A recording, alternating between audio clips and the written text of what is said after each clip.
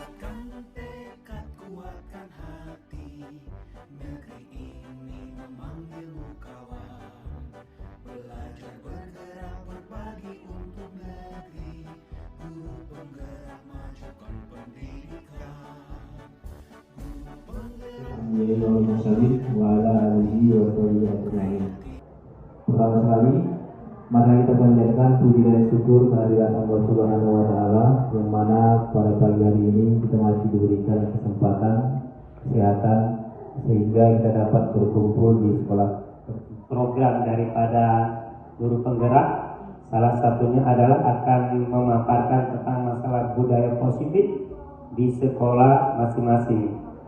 Alhamdulillah pada hari yang berbahagia ini kita diberikan suatu kesempatan untuk memaparkan tentang masalah budaya positif. Teman-teman rekan guru, bahwa apa yang nanti disampaikan Ibu Purnamasari itu tidak hanya sebagai tugas beliau untuk memenuhi tugas beliau sebagai calon guru penggerak, tetapi juga hal ini yang akan disampaikan yaitu tentang budaya positif itu akan menjadi aktif ya. Mungkin kegiatan ini sudah kita lakukan, tetapi kita tidak tahu apa namanya seperti itu. Dan jika nanti sudah disampaikan, kita akan semakin terbuka tentang apa itu budaya. Bismillahirrahmanirrahim. Assalamualaikum warahmatullahi wabarakatuh. Alhamdulillah, alhamdulillahirabbil alamin. Wassalatu wassalamu ala asyrofil anbiya'i wal mursalin wa ala alihi wa sahbihi ajma'in. Tak usah-usah kita mengaturkan pujian kepada Allah Subhanahu wa Ta'ala, karena begitu banyak nikmat yang Allah berikan kepada kita, yang sungguh tidak mampu kita berhitung satu persatu, begitu banyak nikmat yang Allah berikan. Salawat dan salam juga selalu tercurahkan kepada Nabi besar Muhammad SAW. Begitu juga untuk keluarga, para sahabat dan para pengikutnya. Yang saya hormati Bapak Kepala Sekolah SMP Negeri 2 Gunung Meriah, yang saya hormati Bapak Ibu guru, rekan saya di Sekolah UPTB SPM SMP Negeri 2 Gunung Meriah. Pada hari ini saya mengucapkan terima kasih terlebih dahulu kepada Bapak Kepala Sekolah yang telah memberikan izin agar hingga terlaksananya acara aksi nyata saya ini di modul 14 di program pendidikan guru penggerak. Kemudian saya juga mengucapkan terima kasih kepada teman-teman yang bersedia untuk hadir. Nah, di sini saya tidak ada niat untuk menggurui kawan-kawan semua. Saya yakin ada 6 poin yang akan kita bahas Bapak Ibu. Yang pertama adalah disiplin positif dan nilai kebajikan universal. Bapak Ibu lakukan apa yang tertulis di perintahkan ke sini. Awalnya diri Bapak Ibu adalah A dulu ya. Tugas Anda adalah Anda itu menyimpan sesuatu yang sangat berharga di dalam kepala tangan Anda. Anda perlu menjaga benda tersebut sekuat tenaga. Kemudian ada teman di sebelah kita, si B. Dia berusaha mencobanya. Bunganya siapa? Si A atau si B? Bisa nggak terlalu?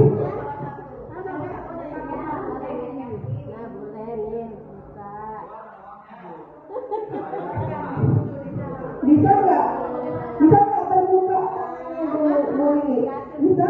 Oke. Ceritanya dia mau main sweet, padahal sebenarnya niatnya mau membuka. Pengen tahu apa isi di tangannya. Selanjutnya kalau dari Ibu Juju dengan cara intimidasi, memaksa. Akhirnya dibuka walaupun dengan cerita Pak Zulham terpaksa. Membuka dan menutup kepala tangan kita.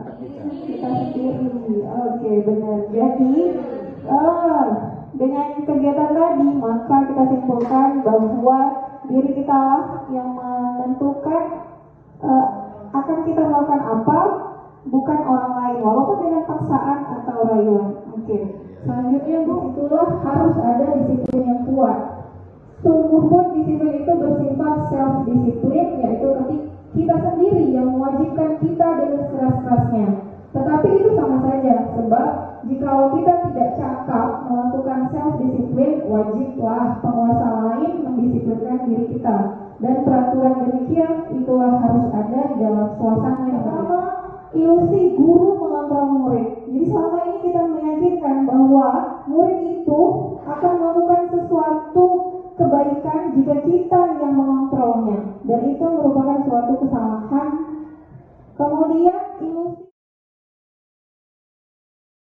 hukuman itu sesuatu yang harus kita hindarkan di sekolah kita. Jadi kita berupaya untuk melaksanakan budaya positif, salah satunya meniadakan hukuman. Kita berusaha Bapak Ibu pelan-pelan. Nah, di sini ada perbedaan antara hukuman, konsekuensi, dan restitusi. Yang bisa kertas tugas teman yang berjemur di lapangan basket.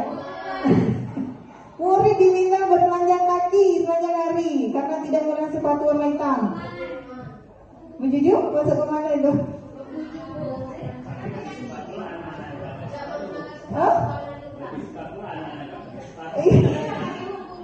Pemanasan biasanya dia lebih sedikit larinya, contohnya cuma 3 sampai 5 menit.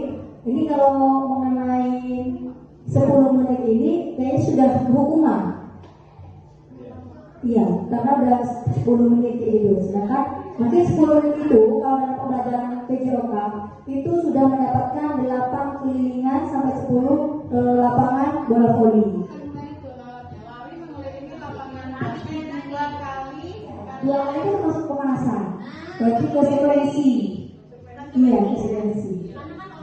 Bukan dia olahraga 10 menit, kalau 10 menit juga pelajaran yang keringat itu. Bahwa baik penghargaan maupun hukuman adalah cara mengontrol perilaku seseorang yang menghancurkan potensi untuk tidak maksimal. Yang penting catat siap. Kemudian penghargaan merusak hubungan. Jadi bagi yang dikasih aplaus itu sama guru, yang tidak dapat gimana perasaannya? Sedih kan? Udah gitu solusinya apa? Solusinya adalah kita melakukan restitusi untuk pendekatan. Restitusi ini adalah suatu cara untuk pendekatan terciptanya disiplin positif. Restitusi adalah proses menciptakan kondisi bagi murid untuk memperbaiki kesalahan mereka, menanyakan jadi maksud kamu ini mau gimana gitu. Jadi dengan tidak lain sudah kita lakukan langkah-langkah restitusi ini, namun ada beberapa yang belum kita lakukan Bapak Ibu. Selanjutnya, nah ini ciri-ciri restitusi. Restitusi itu bukan untuk menebus kesalahan, namun untuk belajar dari kesalahan. Restitusi murid itu demikian, mereka perlu mendengarkan dan memahami arti sesungguhnya tentang peraturan diberikan. Sehingga dari peraturan itu nanti kan pasti ada nilai kebajikan yang diharapkan. Misal masuk jam 8 kurang 15. Nah di situ ada nilai kebaikan apa di situ? Ada sikap apa kira-kira yang mau kita tonjolkan dari peraturan itu? Misal apa yang saya penting untuk menghormati semua orang dan barang milik orang lain. Jadi tanpa harus kata-kata emosi gitu kan. Jadi anak-anak itu dengan membaca tulisan ini sebaiknya tulisannya ditempel di kelas ya Bapak Ibu. Gimana? Datang tepat waktu, menyapa teman, mengembalikan barang teman. Kalau tidak tampak, sering terlambat, tak acuh kepada guru, tidak mengembalikan barang. Ini juga bisa juga dibuat. Kalau tadi kan dalam bentuk kalimat, kalau ini iya dalam bentuk tabel terbagi 2. Ini juga lebih baik. Nah ini saya ambil, saya comot punya orang lain. Ini contoh keyakinan kelas 8B sekolah mana. Saling menghormati, menghargai dan mengasihi teman. Lebih rajin belajar dan mendengarkan guru saat menjelaskan. Ini kata-katanya sama sekali tidak ada unsur-unsur pemaksaan ya kan. Kalau dari kata-katanya coba Bapak Ibu amati, adakah unsur paksaan dari situ? Tidak ada ya kan. Jadi keyakinan kelas ini merupakan kesepakatan bersama antara si guru dan muridnya, benar. Jadi saya harap Bapak Ibu wali kelas nantinya membuat ini ya. Jadi ini merupakan budaya positif kita. Selanjutnya Pak Ilham.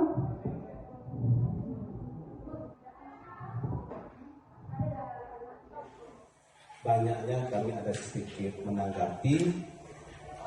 Pertama tentang sikap anak di kelas, sikap anak di kelas, yang mana kita tahu bahwa anak itu dengan berbagai latar belakang yang kita hadapi. Nah, kemudian tadi disinggung sedikit tentang pembuatan kata-kata. Misal kita katakan kami dulu membuat di kelas piket, ya, setiap hari Senin, Selasa, Rabu, dan Kamis. Kami buat di situ di tengahnya, apa itu bisa dikategorikan kita memberikan tugas kata-kata untuk menyentuh, laksanakan dengan ikhlas dan penuh dengan tanggung jawab. Jadi apakah itu masih termasuk memerintahkan kewajiban atau bagaimana? Ya kan, laksanakan dengan ikhlas dan penuh tanggung jawab. Ya. Kemudian seperti tadi disinggung oleh Bu Usman tentang siswa, apalagi kami sebagai wali kelas mengumpulkan uang kas, ya sedikit ya kami singgung ya. Ada siswa saya 3 kelas 7. Kita tidak ada unsur paksaan. Jadi dari kalimatnya itu jangan ada seperti memaksa. Kalau menurut saya tadi laksanakan gitu. Itu kan iya. Nah, jadi dalam keyakinan kelas namanya kita tuh yakin. Bisa. Maksudnya gini kan.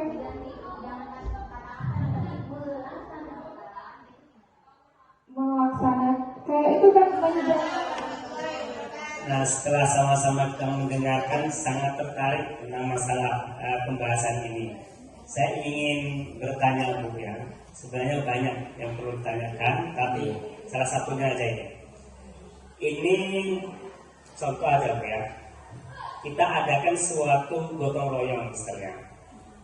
Apakah ini nanti termasuk daripada hukuman atau yang lain? Ini. Contoh, saya sendiri, saya punya target gotong royong ini harus selesai. Nah, ya, punya target. Ternyata ketika itu harapan kita tidak sesuai dengan yang kita harapkan. Sampaikan. Itu apa? Makanya kita akan lakukan budaya positif tadi dengan melakukan keyakinan kelas gitu. Jadi dengan menempelkan dulu tulisan keyakinan kelas, hari demi hari si anak tadi pasti ada perubahan. Jadi dengan yakinnya dia bahwa saya diberi tugas untuk membersihkan daerah sini, ya saya kerjakan tanpa dipantau oleh guru. Memang ini tidak mungkin Pak, tidak mungkin yang namanya si anak tadi berubah drastis, tidak. Sama seperti kita, mana mungkin bisa berubah. Jadi kalau menurut saya misalnya kita tungguin di situ, itu bukan hukuman, ya kan? Kita kan menuntun si anak tadi supaya dia melaksanakan tugasnya dengan baik dan tercapai keinginan kita tadi. Tadi kan ada dijelaskan bahwa disiplin tadi misalnya kita nggak bisa mendisiplin diri kita, boleh juga, bukan boleh ya, perlu adanya pihak lain yang mendisiplin. Tidak ada perintah di sini, namanya juga yakin, ya kan? Keyakinan seperti itu. Nanti ini bisa kita adopsi ya. Nanti dia akan memberikan. Lanjut Pak Ilham. Nah selanjutnya kita akan masuk ke materi keempat. Wow, dari 1 sampai 4.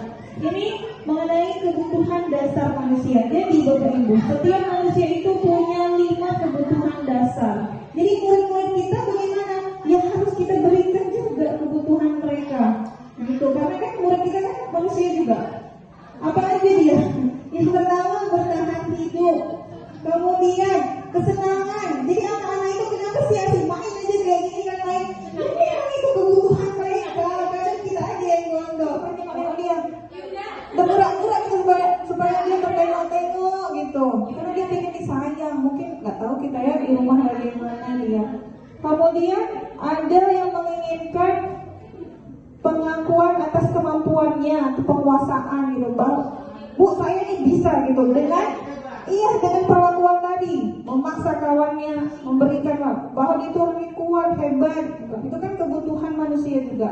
Kemudian ada kebutuhan untuk melakukan kebebasan. Nah, dia bosan karena bekalnya itu aja yang dibawa mamanya. Jadi jadi ini kan merupakan alasan dia gitu kan. Ingin kesenangan bisa juga. Jadi peran kita sebagai guru ya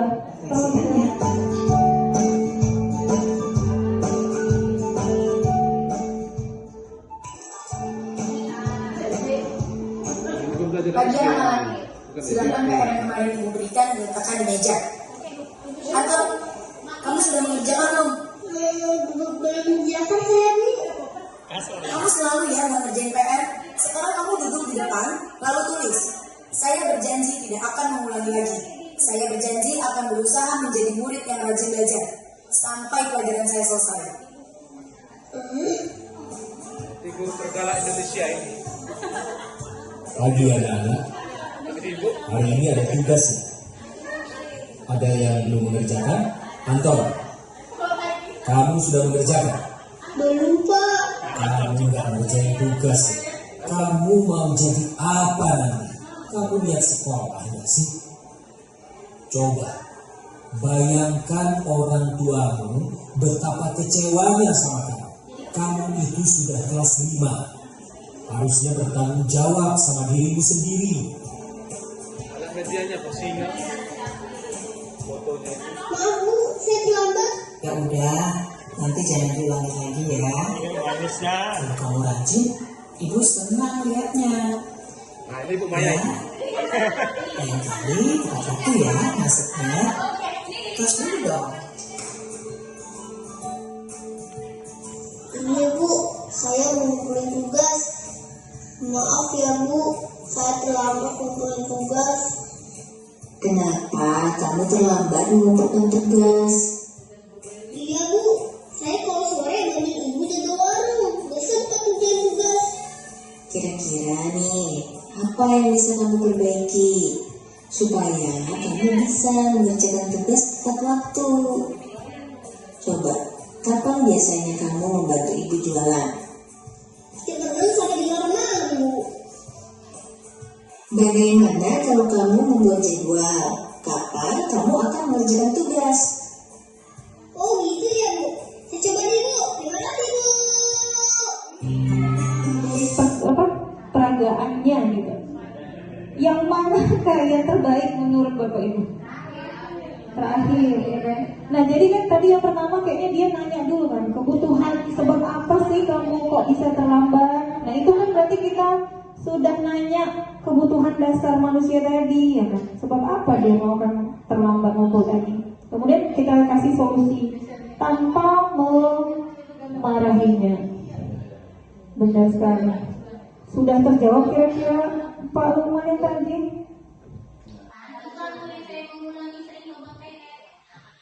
Iya benar. Enggak lah, lanjut. Kesamaan yang kamu buat, bagaimana kamu ke depannya? Jadi tidak ada di situ pemaksaan, tidak ada di situ ancaman. Misalnya Bapak Ibu, ya kan? Jadi yang pertama sekali kita membuat tenang anak dulu. Jangan sampai misalnya ada anak belakang gitu kan, datang kita nafasnya udah keras, terus kita bilang, kamu berhutang aja, dia aja berusaha berantem, tapi kita marahnya tambah marah dia kan. Jadi kita tenangin dulu, dia sabar, nggak apa-apa lo berantem biasa gitu. Jadi kita buat suasana mendingin dulu, baru kita tanya keyakinan apa yang telah kamu langgar, menurut kamu ini baik kak perbuatannya, segitiga restitusi. Baik, sepertinya sudah cukup Bapak Ibu materi dari saya, mulai dari nomor 1 sampai nomor 6. Kesimpulannya adalah kita sebagai guru melaksanakan pendidikan semata-mata untuk memenuhi kebutuhan murid. Jadi kita melakukan sesuatu itu harus berpihak pada murid. Murid adalah tujuan kita. Kita jadi guru ini untuk apa? Untuk murid. Kalau tidak ada murid, bagaimana kita menjadi guru? Jadi apapun ceritanya, kerjaan kita ini adalah tujuannya untuk murid. Murid dapat berubah akhlaknya, murid bisa menambah ilmu pengetahuan. Jadi ini saja menurut saya rasa sudah cukup. Kita lakukan pemberian reward. Nah, di sini yang menjadi pertanyaan saya adalah penghargaan. Penghargaan itu apakah bahagian dari reward atau reward itu bahagian dari penghargaan? Karena setahu saya di dalam pembelajaran di dalam kelas ataupun di lingkungan sekolah, kalau kita memberikan reward itu banyak jenisnya. Nah, reward itu yang pertama mungkin pujian. Nah, pujian kepada siswa salah satu bagian dari reward. Nah, hadiah mungkin bisa berbentuk barang. Nah, kalau yang kita bahas tadi contohnya penghargaan mungkin dalam bentuk barang. Hadiah kan, penghargaan, tanda jasa. Nah, kemudian ada lagi satu lagi menurut saya itu penghormatan. Nah, contoh penghormatan ini adalah ada salah satu siswa yang aktif di bidang apakah apa yang kemarin buat duta ya. Nah, kadang-kala kita nobatkan dia sebagai duta ini gitu. Kan itu adalah salah satu reward menurut saya. Nah, apakah itu juga tidak sesuai berkesinambungan dengan penghargaan tadi? Karena setahu saya ada pujian ada. Nah, salah satu pujian ketika ada siswa yang baik, berakhlak baik, kadang kita mengatakan, ya bagus sekali nak, atau ya selamat nak, atau bagus sekali gitu kan, kata-kata pujian. Nah, itu adalah salah satu reward menurut saya. Kemudian penghormatan tadi, penghormatan itu dalam bentuk penobatan. Contohnya ada mewakili dari kelas, dia diberikan penobatan sebagai duta literasi. Nah, itu kan reward juga. Bukan Supaya mereka semangat aja dalam. Iya, tapi sebenarnya Bapak itu ada triknya. Bagaimana sih cara dalam satu kelompok, bagaimana caranya agar aktif semua, itu di pembahasan yang lain ya Pak ya, nanti kapan-kapan kita bahas lagi.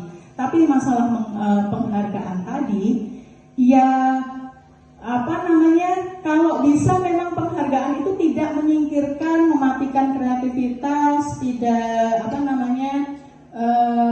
merusak hubungan dan sebagainya itu, karena memang penghargaan itu ternyata sama dengan hukuman, efeknya ke siswa. Bahkan pernah ya, siapa yang cerita ya, hari itu ada siswa A di kelas 9A kalau nggak salah, bahkan gamblang menanyakan, Bu, dapat tambahan nilai nggak? Nah, ya ada ya, Bu dapat, nggak usah sebut, Bu ada tambahan nilai nggak? Bahkan ketika seperti itu namanya menghukum. Ternyata itu penghargaan itu akan jadi hukuman bagi dia. Kalau nggak ada tambahan nilai, dia nggak bergerak. Seperti itu. Sebegitu sadisnya penghargaan ternyata yang kita berikan. Bahkan ketika kita jadi kalau kita mau memberikan penghargaan kepada siswa, kita kasih semua. Jadi mohon maaf kepada ibu-ibu wali kelas terutama ya, yang dulu saya lakukan juga. Besok-besok kalau memberikan hadiah di lingkungan sekolah ini. Nah, demikianlah acara kegiatan kita pada siang hari ini, mudah-mudahan diberkahi dan bermanfaat untuk kita. Saya akhiri, billahi taufiq wal hidayah. Assalamualaikum warahmatullahi wabarakatuh.